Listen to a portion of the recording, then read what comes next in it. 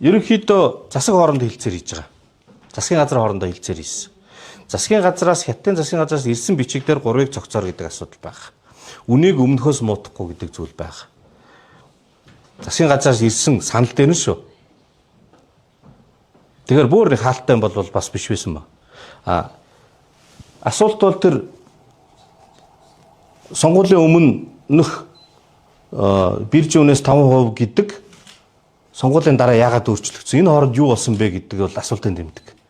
Тэрийг мэдэхгүй байна. Тэрийг олж мэдэх хэрэгтэй. За тэгтээ энэ хоёрын хооронд ямар зөрөө байна вэ? Нуг хуг алд дэлгэм үнийн зөрөө бол гарахгүй. Тэрийг нь шууд хэлчих. Тэгтээ зөрөө байх. Тэр нь ямар зөрөө байх вэ гэдэгт таамаглана. За ингээд 3-ыг цогцоор нь гэрээ байгуулнаа. Ам нөхцлөөр ийм үнээр хийнэ гэдэг асуудал ороод ирэхдээ зэрэг бомбын сэргэлтийн талаар ерөнхий сайд мэдээлэл өгсөн 24 оны 10 дугаар сарын 25-нд тэр дээр ингээд нөгөө гişүүд сөрөг хүчний гişүүд голын энэ дээр зогсож байгаад ярьдаг дээр би гарч үг хэлсэн. Миний хэлсэн санаа бол төмөр зам холбох хэрэгтэй үнэхээр чухал байна. Нүүрсний худалдаа бол тусдаа асуудал. Гэхдээ заавал хамт хийх ёстой гэдэг байгаа бол хийж болно. Хэрвээ алдагдaltaй нөхцөл байх юм бол хийхгүй байж болно шүү дээ. Төмөр замаа холбохгүйсэн чи яд юм бэ? Төмөр зам хил хүрсэн. Тэн дээрээ буулгаад машинаар тээвэрлээ цааш нь гаргаад ачиж болно. Одоо бид нар төмөр замгүй 80 сая тонныг гаргаж байгаа. Хятад бас 150 сая тонныг биднээс авахгүй. Гадаадаас нийтдээ 400 гаруй сая тонн авд юм аа. Коксч нүрс. Тэрийг нэг улсаас авдгүй маа. Ингээд иймэрхүү тайлбар ярьсан байхгүй. Тэрийгээ бас хэлхэн зүг баг. Тэгэд эрсдлийг харж агаад энэ талаар судалгаатай учраас 4 санал гаргасан. Нэг нь дэмжигдсэн. Юу дэмжигдсэн гэхээр сорчлохгүй. Нөгөө 3 төрлийн нүрс байна шүү дээ. Хөөдөг, сул хөөдөг, хөөдөггүй. Англиар бол коксчдаггүй, сул коксчдаг. Анхандаа бол ер нь анхны ирсэн албан бичиг хүсэлтэнд коксчих нүрс аавна гэсэн байсан. Одоо Эрдэнэс 5 толгоогоос олборлж байгаа нүрсний 70-80% нь коксчих нүрс. Тэгэхээр ингэ яваад байх юм бол энэ уурхай чинь сүрнэ. Тэгэхээр сорчлохгүй шүү. Уурхайн төлөвлөгөөтэй хувь харьцааг нь барьж явна гэдэг агуулгыг 26 онд эдийн засгийн байнгын орон дээр гаргаж дэмжүүлээд 27 чуулган дээр дэмжсэн. Тэгээ энэ бол бас та бүхэнд хэлэхэд гинтийн зүйл. Ягаад гэвэл би төрсөн өдөр тэмдэглэж явж байгаад орой улс эдийн засгийн байнгын орон дээр зарчмын зөрүүтэй санал нөхдүүдтэйгээ нийлж газ бэлдэж авчирч хилцүүлээд оруулсан. Өөр юм санал ороогүй. Тэгэхээр ийм сонин бас парламент гэдэг чинь ажиллаж байгаа байхгүй. Ирж дэвшүүлээгүй байсан бол энэ орохгүй. Сорчлохгүй гэдэг юм орсноороо урт хугацаанд энэ бол олон зуун сая долларын зөрөө авчирна.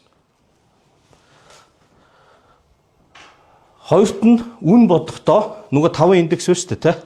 Тэр 5 индексийн би тэр индексийн үдийг нь хэлж болохгүй байсан байхгүй. Тэр чинь одоо л ил гарч байна шүү дээ. 5 индексээр дээр нэмэх нь Монголын индекс нэмээ. Монголын бирж. Тэгээд дахиад нэг олон улсын юм явж нейтралжуулахгүй бол хятадын дотоод индексүүд жинд арчхаар хямд нүрс нийлүүлчихэд нөгөө үнэ нь унахаар буцаад нөгөө үнэ ашиглаад иж болохгүй. Энэ дэмжигдээгүй. За 3 дахь нь болохоор тээврийг монголчууд хийнэ. Буюу ам нөхцлөөр биш хил нөхцлөөр. Энэ дэмжигдээгүй. 4 дахь нь яг нийт хэмжээний асуудал байсан. Тайлбар нь болохоор зэрэг Монголоос 100 гаруй сая тонныг авах гэдэг байна гэсэн шүү дээ. 160 сая тонн гэж ерөнхий сайд хэлж ирсэн. Салбарын сайд 120 сая тонн гэж хэлж ирсэн. Тэгвэл тэр том тоогоо санамжч дээр бичгээ. Тэгэх юм бол тэр дотор 20 сая тонн чинь жин дарахгүй болохоор зэрэг нүүрсний үн унгаах сөрөг нүдэн буурна гэж. Энэ яваагүй. За ийм 4 санал ясан, нэг нь дэмжигдсэн. Тэрэндээ бол ямар ч байсан нэг барьцтай юм баяртай байна. Одоо China Energy гэрээ юугаар ахад онцлог вэ гэдгийг эргээд харъя. Энэ нээлттэй мэдээлэл тулгуурласан манай гишүүд улс төрчид 20-40 гэдэг хоёр тоо ярьсан. За энэ тоонууд нь бол бас ханта тоонууд байна. 40 гэдэг нь болохоор зэрэг энэ гэрээний чинь биржийн үн болон энэ гэрээний үнийн зөрүү чинь $40 зөрж штэ нэг тонн. Тэгээд 16 жилийн турш нийт 250 сая тонн дүржүүлэхээр ингээд 10 тэрбум доллар болох гээд байна. 10 тэрбум Монгол алдах гээд байна гэж ярьсан. Доор нь болохоор зэрэг тайлбар нь энэ 40 чинь тэр харагдж байгаа үржигэн 40 гээд. Энэ 40 дот чинь тээвэр орсон байгаа шүү гэж ярьсан. Тэгэхээр тээвэр нь ойролцоогоор $20 гэхээр энэ зөрөө чи 20 болж таарна тийм үү? За. За инхээр ямар ч байсан $100-оос $20 гэдэг бол нуг хуг биш юм байна. Гэтэ том зөрөө байна.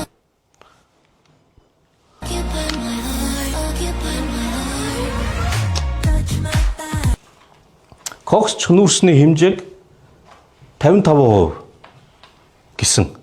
Энэ бас одоо сошиал дээр нийтлэгдсэн мэдээ. Сул коксч нь 35, коксч нь 10% гэж. Тэгэд энэ талаас илүүгийн коксч нүүрс өгөх гэж байна гэдэг асуудал байна те. Тэгэхээр энийг бид нар одоо юутай шалгах ёстой гэхээр уурхайн төлөвлөлт нь ямар вэ? Уул геологийн нөхцөл нь ямар вэ? Уул геологийнхаа нөхцлөөс хамаарч уурхайн төлөвлөлт гардаг. 5 жил 10 жилээр. Тэндээс гарч байгаа нүүрснийх нь 30% нь коксч байхад 50-ыг нь нийлүүлнэ гэдэж болохгүй.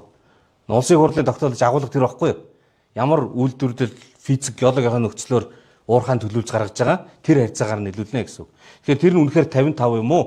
30 юм уу? 40 юм уу? Энийг бол Эрдэнэс 575 компани төлөвлөгч нараас асуух хэрэгтэй. За, одоо Эрдэнэс 575 борлуулж байгаа нүүрсний 70-аас 80% нь коксч нүүрс. 70-аас 80% нь коксч нүүрс. Тэгээд тэр чинь дандаа том гэрээгээр явчихж байгаа. Нөгөө бирж рүү чинь 20% зарагдж байна. Тэнд коксч нүүрс бараг байхгүй. Буюу сорчилж байна. Сорчлонгүй байна. Тэгэхээр ийм байдлаар удаан явахгүй. Удаан явах юм бол нөгөө зөв юмыг ингээ мүлжээд авчихаар, гоё нь мүлжээд авчихаар уурхаж ашиглах боломжгүй болчихдог байхгүй. Та зүгээр төсөөлөд болохоор ингээд нүх гаргаад ингээ явчих юм бол бус нь нураад унчих шүү дээ. Тэгэд ингээд баялгаа алдна гэсэн үг. Тэгэхээр сорчиж болохгүй гэж юм.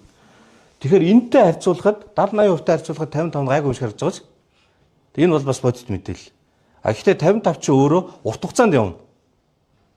30 он хүртэл дараа нь 30 оноос дахиад цааш 10 хэдэн жил. Тэгээд маш том хэмжээ жил болго 20 сая тонн. Тэгэхээр энэ дээр бид нэр маш анхааралтай байх хэрэгтэй.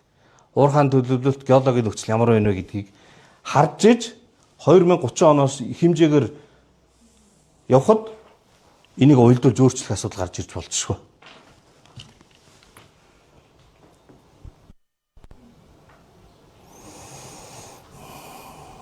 За, одоо ингээд үнийн зөрөө нь $40 байна гэж сошиал дээр явсан.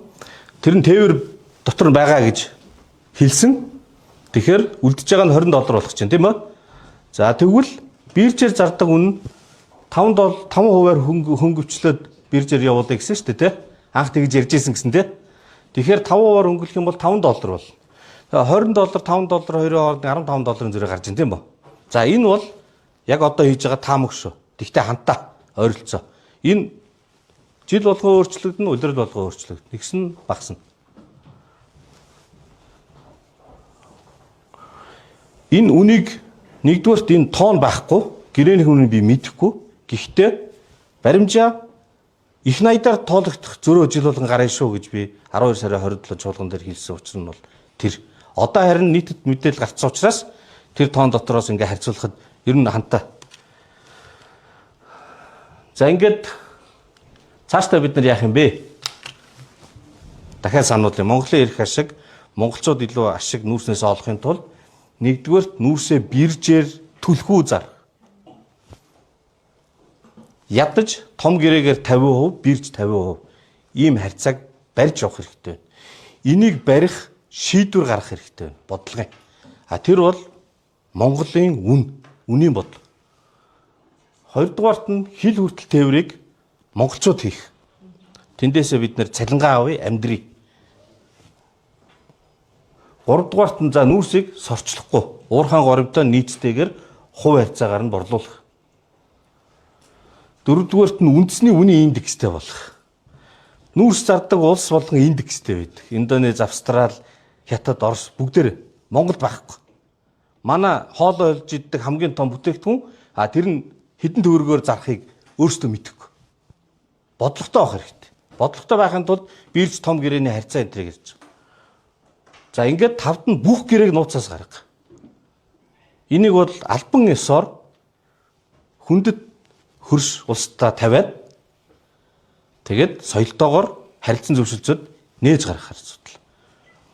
Саяны нээс офтек гэрээнүүдийн нийлбэр дүн нь бол нууцад үлдсэн том гэрээнүүдээс хамаагүй бага, хэд дахин бага.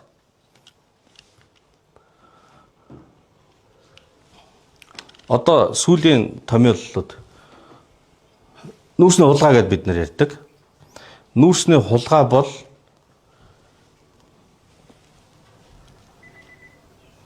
хулгай хийх эрх мэдэлтэй хүмүүсээс гарна. Тэр нь дунд шатны ажилтнууд гэж болно. Дээд шатны ажилтнууд гэж болно. Эрх мэдэл хэрэгтэй. Хулгайлахын тулд тийм ээ. Эрх мэдлэн хулгайлахгүй. Эрх мэдлийг хэн өгдөө? Төрөөс компани удирдлага, төрийн өмчийн компани удирдлагыг засгийн газар томилно. Засгийн газар гэдэг бол нам. Сонгуульд ялсан нам засгийн газар байгуулдаг. Тэгэхээр намын дарга компани удирдлагыг томилно. Хулгайн хамгийн сүүлд хариуцлага хүлээгч нь бол үндсэн субъектын төр. Тэгэхээр бид нар түмэн амьтан байгаа. Түмэн хүн байгаа. Зарим нь хулгай, зарим нь хийхгүй. Зарим нь шудраг, зарим нь шудраг бус. Энэ хэрүүл хизээс дуусахгүй. Төрийг, намыг өмчөөс холдуулах юм бол хулгай багасна. Үндсэн дүгнэлт нь бол тэр.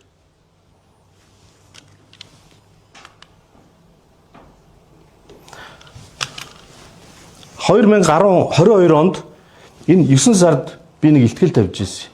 Тэр болохоор хар нүх гэдэг. Тэр үед хулгай гэдэг томьёо гарч ирээгүй байсан. Болохоор хар нүх.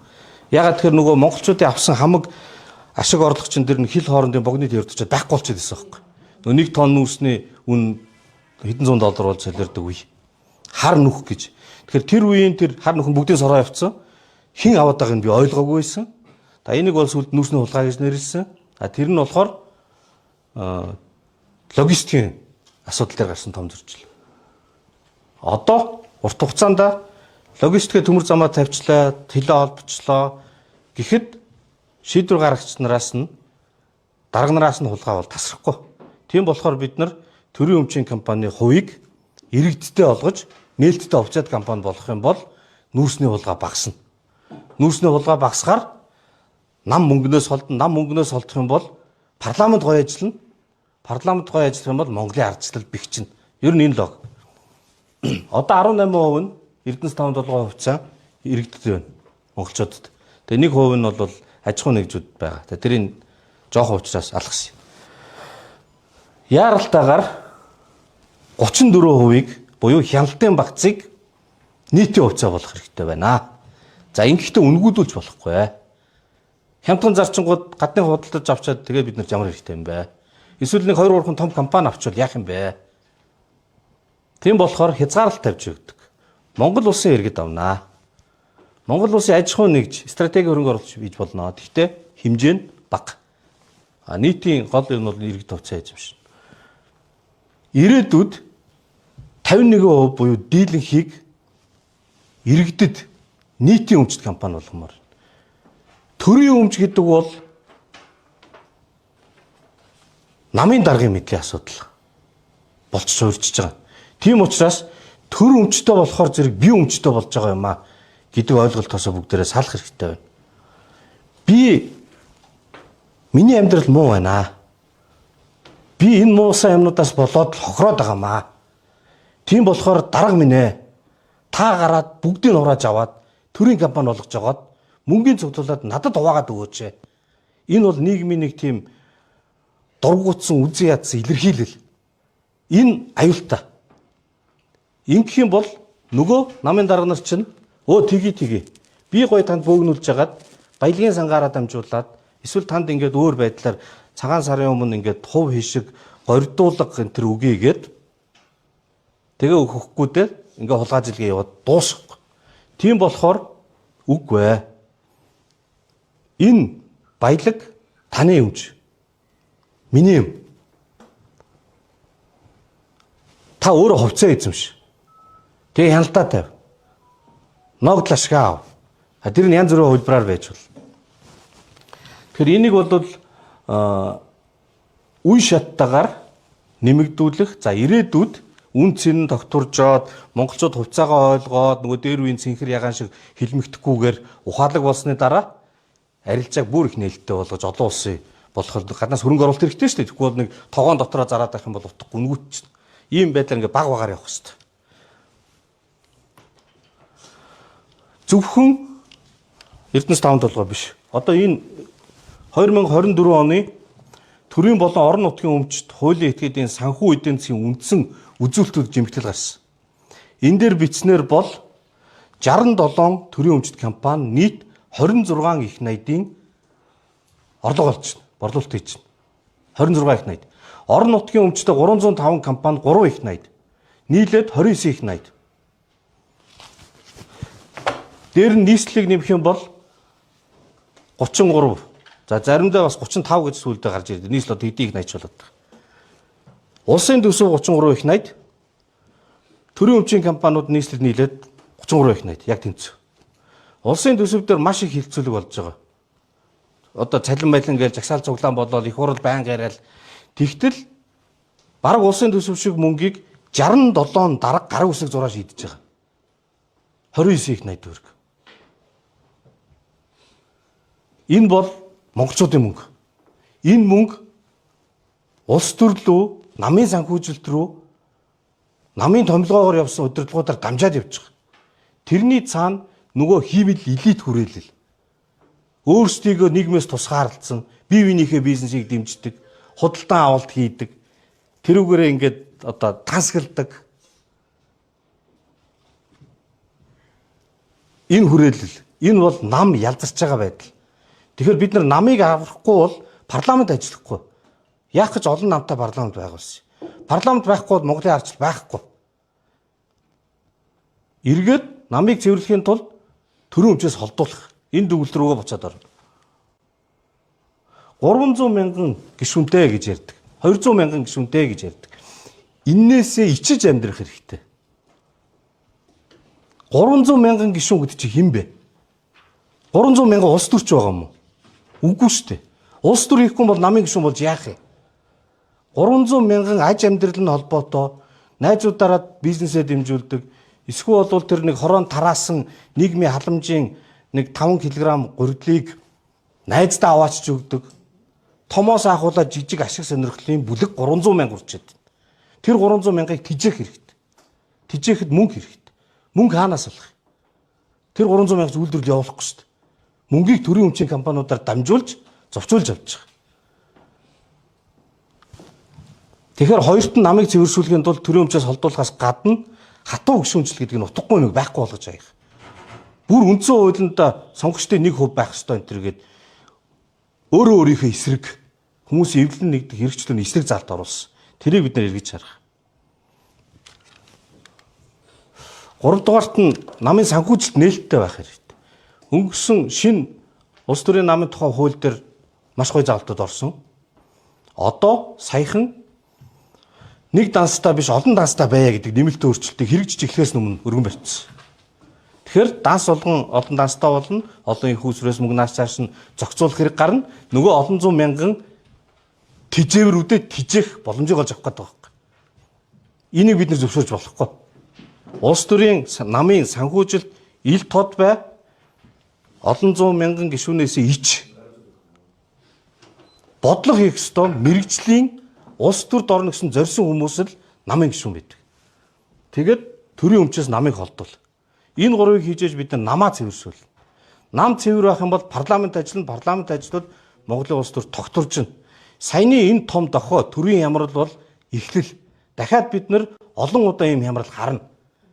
Ингэж явж байгаад бид нар парламентаа тараагаад ерөнхийлөгчөө татаад засаг байхгүй болоод анархи хаус руу ороод бусдын идэвш болж болохгүй. Үүний тулд үе шаттайгаар төрийн өмчөөс намыг салах нь бол эхний хийх ёстой ажил. Энэ дээр нэгэнт 126 гишүүн одоо харьцангуй чөлөөтэй болж байгаа энэ гэж бид ч өөрсдөө яриад байгаа. Гэхдээ заримдаа бас тийм биш юм шиг бас болж яваад байгаа. Энэ шин үүрэг хүлээсэн хүмүүс үүргээ ухамсарлаад миний ажил хийж байгаа юм чинь нам баг хамт олон чухал боловч нэгдэн Монголын эрх ашиг Монголын төр доктортой байх хэрэгтэй байна. Тэр нь зөв байх хэрэгтэй байна. Доктортой гэдэг чинь нөгөө буруу юмтай хэвлэн гэсэн үг биш гэдэг байна шүү дээ. Энийг ухамсарлаад их болгоомжтой байхгүй бол төрөөрөө бид нар тоглоод байна. Тэгээд зоригтойгоор ойрын хугацаанд төрийн өмчийн компаниудыг нээж иргэдэд хувьцааг нүүж намыг холдуулахгүй бол арчлал сүрлийн зам руу гарна. За ийм учраас нүүрс талах шиг хөөдөггүй нүүрс тэрийг хэн зарж борлуулж байгаа үйл ажиллагаа явуулах эрхийг авж байгаа хүмүүс тэдний намтай холбоотой байдал, намын парламенттай холбоотой байдал, парламентын арчлалтай холбоотой байдал бүгдээр хоорондоо холбоотой юм аа. Ингээд төрийн хямралын шийдлийн гарц нь бол уурхайг хэн ажилуулах вэ гэдэг дээр очиж цэгцэрнэ гэж бодож байна. За баярлалаа.